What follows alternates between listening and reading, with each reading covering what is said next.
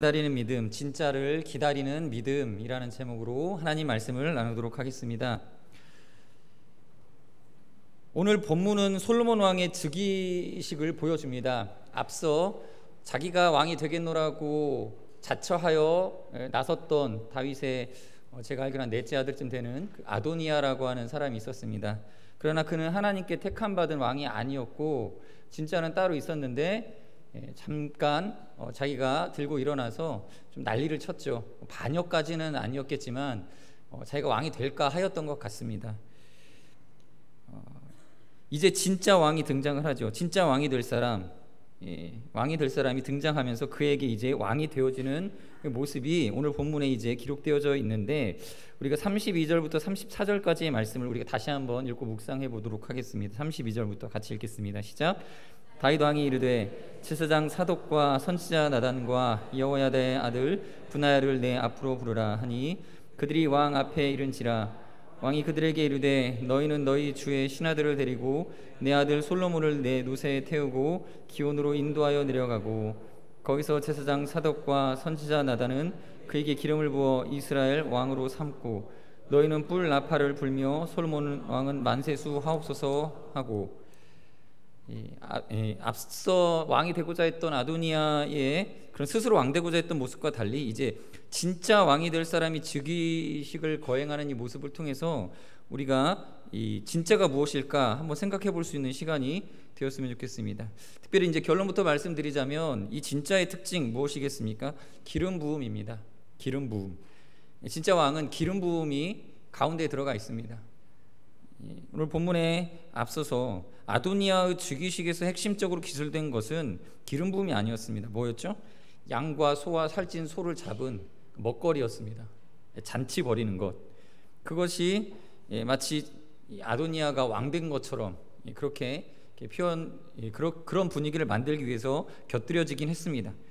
물론 거기에도 아도니아의 모의에도 제사장 아비아달이라고 하는 제사장이 동행하기도 했습니다. 그러나 그 제사장과 함께 그 모의를 했지만 기름 부음에 대한 언급이 전혀 없었습니다. 아도니아나 그와 동행했던 사람들이 얼마나 기름 부음을 가볍게 여겼는지를 우리는 잘 볼 수 있습니다. 이 기름 부음이라는 것은 신정 국가인 이스라엘 왕의 즉위식에 있어서 독특한 전통이 되어 있었습니다. 이미 앞선 두 왕, 초대 왕이었던 사울 왕 또 다윗 왕도 둘 다 동일하게 기름 부음을 받았습니다. 사울은 아버지 암나기를 찾으러 떠난 여정 중에서 사무엘이 있는 곳에 가게 되어서 그곳에서 기름 부음을 받아 왕이 되었고요. 다윗도 아버지 이새의 집 아들들 중에서 사무엘에게 발견되어져서 기름 부음을 받았습니다. 다 기름 부음 받은 왕이었죠. 이게 가장 중요한 것입니다. 이게 진짜의 특징인 것입니다. 이 기름 부음이 주는 영적 권위를 무겁게 받아들여야 됩니다. 다윗은 자신의 원수였던 앞선 왕, 선왕이었던 사울, 자기를 죽이려고 하고 자기도 죽일 수 있는 기회가 왔지만 그 자기를 죽이려고 했던 자를 원수를 되갚아 줄 수 있는 기회가 왔지만 그 기회 속에서 이렇게 얘기를 하죠. 내가 여호와의 기름 부음 받은 자에게 손을 대는 것은 하나님께서 기뻐하지 않으실 것이다.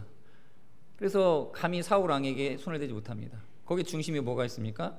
하나님께서 기름 부음 부어주셨다. 이것이 그 권위가 어마어마하다. 그걸 무시할 수 없다라는 거죠. 왕된 세상 사람들이 왕으로 이렇게 치켜 세워준 그 왕됨보다 더 중요한 게 뭐냐면 왕 되기에 앞서 왕으로서 택하시고 은혜를 베푸신 하나님의 그 기름 부으심이 더 귀하고 가치 있는 것이다라는 것을 우리에게 간접적으로 보여주고 있습니다. 여러분, 하나님의 뜻에 따라 합당하게 칭찬받고 인정받는 사람들의 특징은 바로 이런 하나님의 은혜. 기름 부음이 뭘로 우리에게 지금 이해될 수 있겠습니까? 하나님께서 택하신 은혜죠. 택하신 은혜. 하나님께서 나를 택해 주셨습니다 라고 하는 그 은혜, 그것을 귀히 여기는 그 태도가 하나님의 눈에 이게 판가름, 시금석이 되는 것이죠. 판가름하는 시금석이 되는 것입니다. 택하신 은혜를 귀히 여겨야 됩니다. 그 은혜를 귀히 여겼던 사람들, 예를 들 수 있는 게 야곱, 앞서 말한 다윗, 또 바울과 디모데, 다니엘 이런 사람들에게 나타납니다. 여러분, 야곱과 에서의 차이가 무엇입니까? 야곱과 에서의 차이는 딱 하나죠. 장자의 명분을 굉장히 귀히 여겼느냐, 그것을 하찮게 여겼느냐 하는 것이었습니다. 택하신 은혜죠. 그것도 신약에서도 마찬가지였습니다. 사도 바울은 디모데에게 디모데전서 4장 13절 15절 말씀을 읽어보시면 내가 이를 때까지 읽는 것과 권하는 것과 가르치는 것에 전념하라. 14절 다 같이 읽겠습니다. 네 속에 있는 은사 곧 장로회에서 안수받을 때에 예언을 통하여 받은 것을 가볍게 여기지 말며 이 모든 일에 전심전력하여 너의 성숙함을 모든 사람에게 나타나게 하라. 사람이 이 디모데에게 권면하는 거죠. 왜 열심히 공부하고 왜 열심히 기도하고 열심히 맡은 사명을 감당해야 되느냐. 열심히 했다 이게 중요한 게 아니라 그 전에 하나님께서 택하여 주셨던 안수받을 때 그를 기름 부어 주셨던 그 은혜를 귀히 여겼기 때문에 자신의 사명에 목숨 걸고 최선을 다해야 된다는 것을 지금 다시 한번 설명해 주는 것이죠. 사도행전 8장 18에서 20절 말씀을 보시면 재미난 장면이 나옵니다. 우리 읽어볼까요? 18절부터 20절 시작. 시몬이 사도들의 안수로 성령 받는 것을 보고 돈을 들여 이르되 이 권능을 내게도 주어 누구든지 내가 안수하는 사람은 성령을 받게 하여 주소서 하니 베드로가 이르되 네가 하나님의 선물을 돈 주고 살 줄로 생각하였으니 내 은과 내가 함께 망할지어다. 우리가 예수를 믿고 구원받은 것 그리고 우리가 그에 따라 성령의 충만함이 우리 가운데 있는 것 이것의 가치를 우리가 생각할 때 절대로 가볍게 여기지 말아야 된다는 것을 우리에게 교훈하고 있죠. 여러분 우리가 구원받은 것은 단지 내가 예수를 믿었기 때문에 구원받은 것이 아니에요. 그에 앞서서 나를 구원하시기 위해서 하나님께서 나를 택하시고 행하신 일들을 생각해 볼 때 나는 그저 믿은 거죠.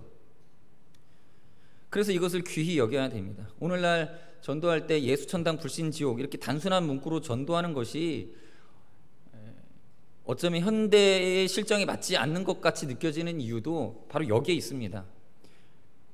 가볍게 여겨서는 안 된다는 거죠. 구원이라는 것은 이렇게 가볍게 전달될 수는 없는 것입니다. 그러나 누구에게나 전달되어져야 될 그 필요가 있죠.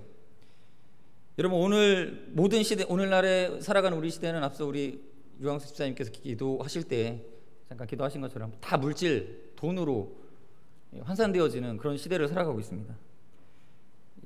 모든 가치를 돈으로 매깁니다. 상품 가치라고 합니다. 계산을 합니다. 물건들은 어떤 물건들이든 요즘은 다 새 것이든 중고이든 그 연식과 사용 기간에 따라서 가격이 매겨집니다. 자동차 보험을 드는데 제 차에 있는 그 블랙박스 그 기계 하나도 얼마 안 하는 거지만 그것도 그 값에서 정확하게 계산을 따지고 값을 매겨서 보험료에 포함이 되더라고요. 이 모든 것이 경제적 가치로 판단되어집니다. 어떤 사람은 신체에도 가격을 매겨서 보험을 들기도 합니다. 사람들은 모든 것들을 판단을 내릴 때 이 경제적 가치를 머릿속에 먼저 계산합니다. 이게 굉장히 신속하게 익숙해져 있습니다.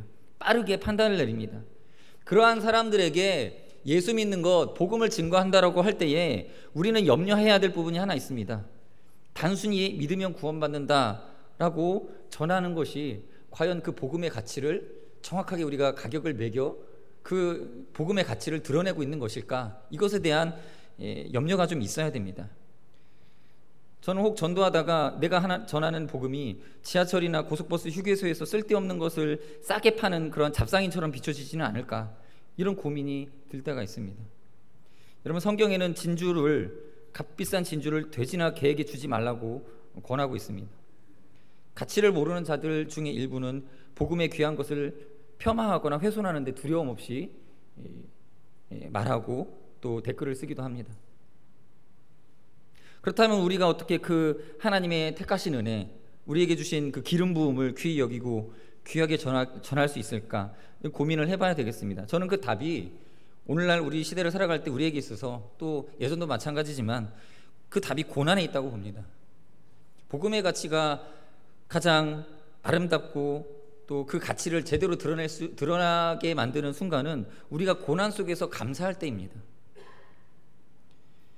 지난 주일 또 금요기도 때 우리 임창준 전사님 설교 속에서 등장했던 이미지 머릿속에 있으십니까?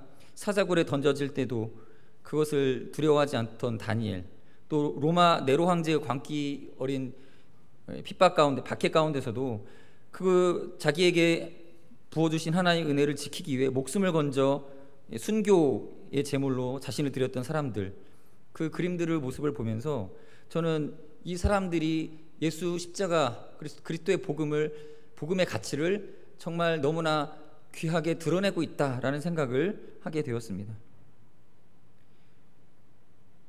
사진을 잠깐 보여주시겠습니까? 지난주에 봤던 거, 금요기도 때 봤던 사진인데, 저쪽에 보시면 십자가에 매달려 있는 성도들의 모습이 보이실 겁니다. 이 모습들을 로마의 이 당시 수많은 군중들이 보면서 무엇을 생각했을까요, 여러분? 다 물론 어떤 사람들은 말 그대로 볼거리로 즐기는 사람들도 있었습니다. 그러나 그 중에 많은 사람들은 고민을 했습니다. 저 사람들이 믿는 예수라는 그 십자가 복음이 무엇일까? 그리스도라고 하는 저들이 믿는 예수교, 그것이 무엇일까? 이것에 대한 고민이 이 사람들 마음속에 새겨졌을 것입니다. 각인되어졌을 것입니다. 저는 그림만 봐도 저 그림의 모습이 머릿속에서 잘 떠나질 않습니다. 검투 경기장에서 장렬하게 죽음을 택하는 그리스도인들을 보고 로마 시민들 중 몇몇 사람들, 아직 예수를 믿지 않았지만 그리스도의 부르심을 입어야 될 사람들, 그들은 분명 깊은 고민에 잠겼을 것입니다. 잠도 오지 않았을 것입니다.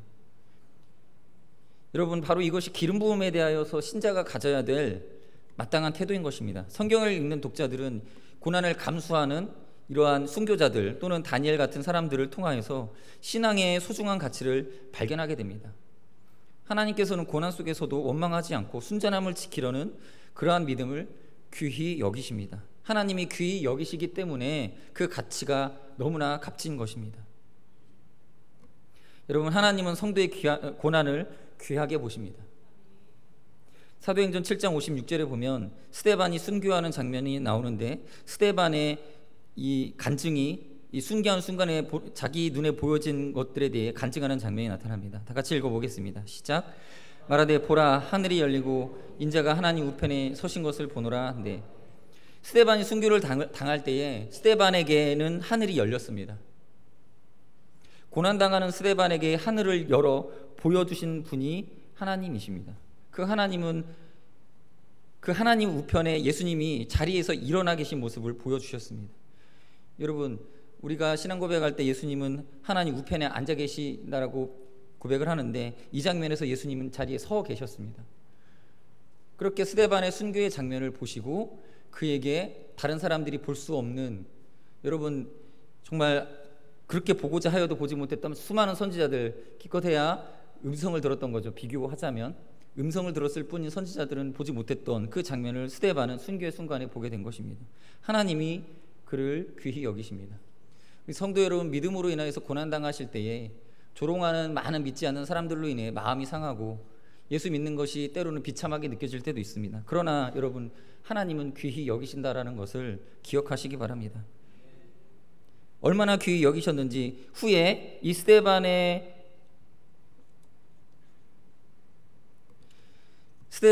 이 순교하게 만들었던 인물 중에 하나였던 사도 바울, 그가 회심하기 전에 이 스데반을 핍박하였죠. 그에게 찾아왔던 예수님의 목소리, 사도행전 26장 14절에 그가 간증하면서 다시 이렇게 고백하죠. 우리가 읽어보겠습니다. 시작.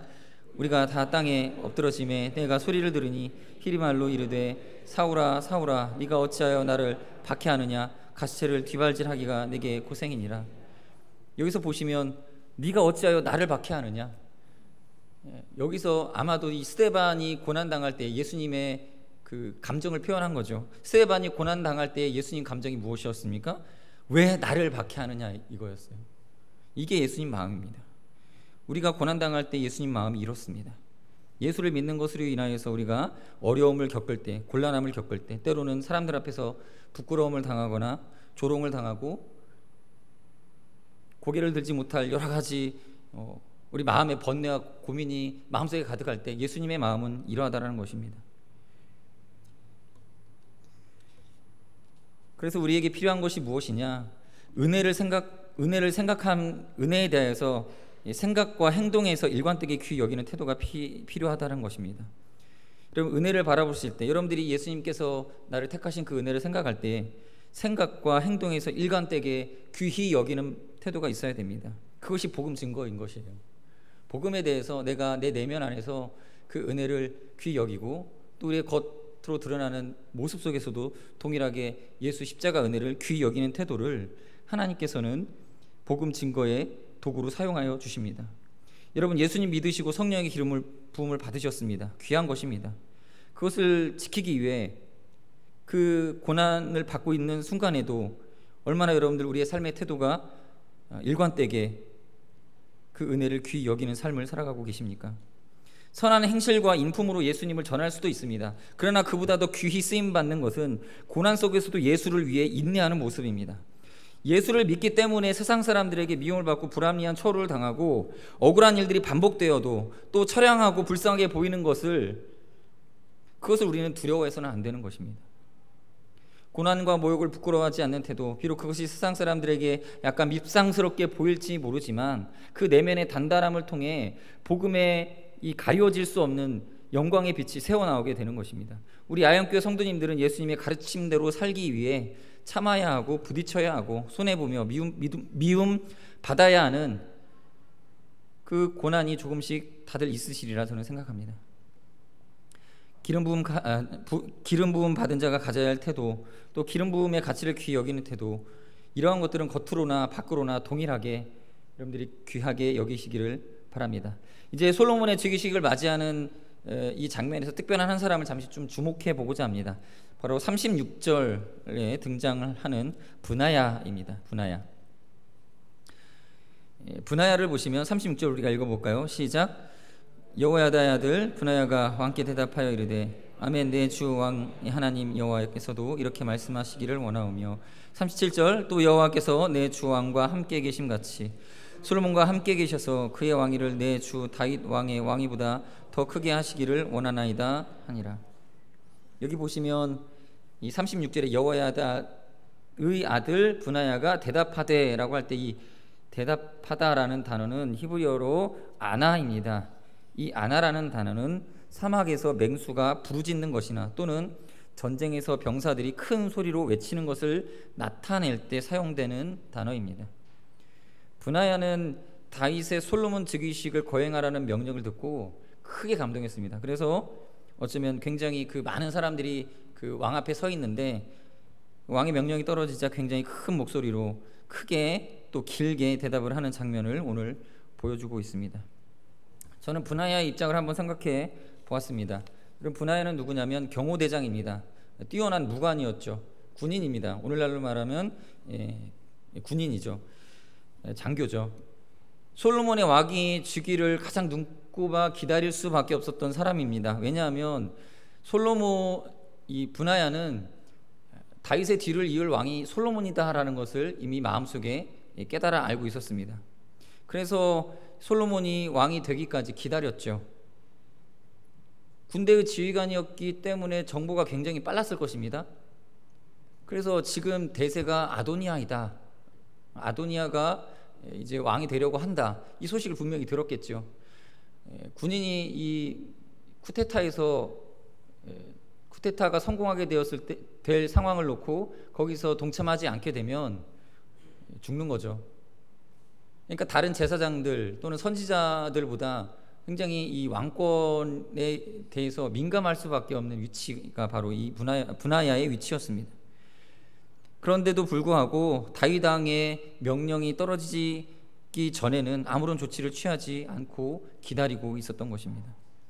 만일 이 브나야가 인간적인 가치관을 가지고 있거나 또는 다윗에 대한 충성심이 부족하였다면 다윗의 명령을 기다리기보다는 자신의 군대를 투입하여 빠르게 움직여서 솔로몬 왕을 추대하든지 아니면 자기도 이 아도니아의 편에 서서 들고 일어났어야 될 것입니다. 그러나 그렇게 하지 않고 브나야는 하나님을 섬기는 사람으로서 자신의 의지대로 하지 않고 하나님께서 세우신 다윗의 결단을 기다렸던 것입니다. 그리고 그 기다림이 헛되지 않아서 이렇게 다윗으로부터 하나님께서 택하신 이 솔로몬의 즉위식에 호위를 맡을 것을 이제 명령으로 받게 된 것입니다. 그래서 브나야는 다윗의 이 명령이 떨어지자 큰 기쁨 가운데 아멘 하고 외쳤던 것입니다. 아마 울었을지도 모릅니다. 눈물을 흘리면서 목숨을 걸었었기 때문에 이제 진짜로 왕이 될 사람을 호위할 수 있는 이 왕의 명령을 받은 자로서 크게 감격하였던 것이죠. 여러분, 이 성경을 보시면 솔로몬의 왕위 등극이 이렇게 늦어짐으로써 브나야 같은 사람들이 굉장히 큰 심적 고통을 겪었을 것을 우리는 보게 됩니다. 왜 하나님은 이렇게 지체하셨을까요? 이렇게 솔로몬의 왕위 등극이 하나님의 뜻임에도 불구하고 하나님은 이 충신들, 이 브나야 같은 충신들에게 혼란의 시기를 잠시 허락하셨던 것입니다. 아도니아의 반란이 있기 전에 다윗으로 하여금 솔로몬의 대관식을 미리미리 진행하게 하실 수는 없었을까요? 미리 하나님께서 빨리 솔로몬을 왕으로 세우셨다면 이런 시련은 없었을 것입니다. 여러분들이 아시다시피 이 솔로몬의 그 성전 건축을 위하여서 다윗은 그가 왕위를 갖고 있을 때 이미 성전 건축할 재료들을 다 마련해 놓고 있었습니다. 이런 일에는 하나님께서 굉장히 빠르게 주재를 하셨는데 왕위를 등극시키는 일에 이렇게 타이밍이 늦어진 것 같은 모습을 보게 됩니다. 하나님께서 깜빡하신 걸까요? 그게 아니죠. 여기에도 하나님의 지혜와 뜻이 있는 것입니다. 하나님은 진짜를 기다리는 동안 여러 이 일련의 사건들을 통해서 하나님의 뜻에서 벗어난 자들을 걸러내신 것이죠. 아도니아를 통하여서 반역할 만한 사람들을 미리 눈에 들어오게 하신 것입니다.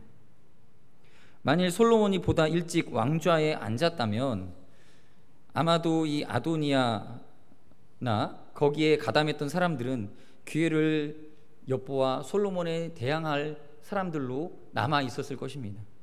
그러나 그러한 자들이 후일에 어떠한 모의를 꾀하기 전에 하나님께서는 이렇게 엉뚱한 상황 속에서 자신들의 정체를 드러나게 만들어 주신 것입니다. 하나님은 요압과 아비아들을 비롯하여 다윗의 통치에 온전하게 충성하지 않는 자들, 또 하나님의 뜻을 받들기보다 자신의 위치와 권력력을 쫓아가는 이러한 가짜들을 걸러내시기 위하여서 다윗을 잠시 우둔하게 하시고 또 선지자들에게는 침묵하게 하셨던 것입니다. 이건 하나님께서 하신 일입니다. 여러분, 이렇게 하나님께서 때로 일을 지체하시는 것은 하나님의 필터입니다. 하나님은 잠시 사람으로 하여금 민첩하지 못하게 하십니다. 때로는 침묵하심으로 인내와 시련의 기간을 주십니다. 그러한 답답함의 시간을 통해서만 얻어지는 특별한 열매들이 있습니다. 여러분, 욥기를 보시면 알겠지만 욥이 고난을 당하는 동안 하나님께서는 한참이나, 그 욥기가 40장에 달하는 긴 분량 아닙니까? 거의 대부분 30장이 넘는 분량 동안 하나님은 침묵하고 계셨습니다. 그 시간을 통해서 하나님께서 우리에게 무엇을 보여주셨습니까?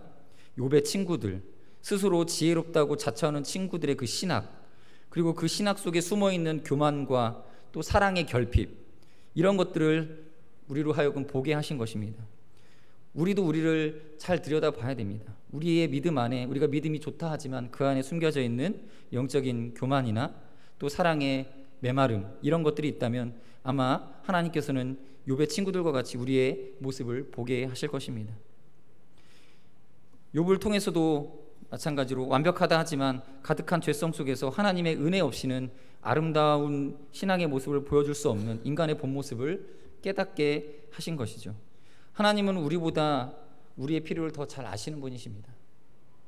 그래서 우리로 하여금 더 좋은 것을 얻게 하시기 위하여서 이러한 방법들을 통하여 하나님의 가장 좋은 것을 우리에게 주십니다. 성도는 이 브나야와 같아야 되겠습니다. 참되신 왕이신 예수님의 재림을 기다리기 위하여서 때로는 목숨의 위협을 받기도 하겠지만 그 예수님을 향하여 목숨을 걸고 예수님을 기다리다가 예수님 오시는 날 그 안에서 감격 속에서 아멘 주 예수여 어서 오시옵소서 하며 예수님을 맞이할 수 있는 믿음이 우리에게 있어야 되겠습니다. 그러면 이제 38절부터 이 40절까지의 말씀을 보시면 38절에 특별히 여러 사람들의 이름이 등장합니다. 제사장 사독과 선지자 나단과 여호야다의 아들 브나야와 그렛 사람과 블렛 사람이 내려가서 솔로몬을 다윗의 노새에 태우고 인도하여 기온으로 가서 제사장 사독이 성막 가운데에서 기름 담은 뿔을 가져다가 솔로몬에게 기름을 부으니 이에 뿔나팔을 불고 모든 백성이 솔로몬 왕은 만세수를 하옵소서 하니라. 이런 장면을 보여주고 있습니다. 여기에 이제 거론된 이름의 사람들 중에 그렛 사람, 블렛 사람 이런 사람들이 있습니다. 보통 학자들은 이 그레데 사람이나 블레셋 사람이라고 추측을 합니다. 아마도 용병이었겠죠. 여기에 이들의 이름이 들어간 이유는 무엇이냐면 하나님께서 이들의 이름을 여기에다가 이들의 출신을 보여줌으로써 하나님이 귀히 여기시는 것이 무엇인지를 우리로 하여금 알아볼 수 있게 하신 것입니다. 어떠한 순수한 혈통이나 서열보다는 충성된 마음을 하나님이 더 보신다라는 것이죠. 그래서 이방인들이라 할지라도 하나님 앞에 충성스럽게 자신의 위치를 지키는 자들은 이 솔로몬의 영광스러운 대관식에 참여할 수 있게 되는 것입니다.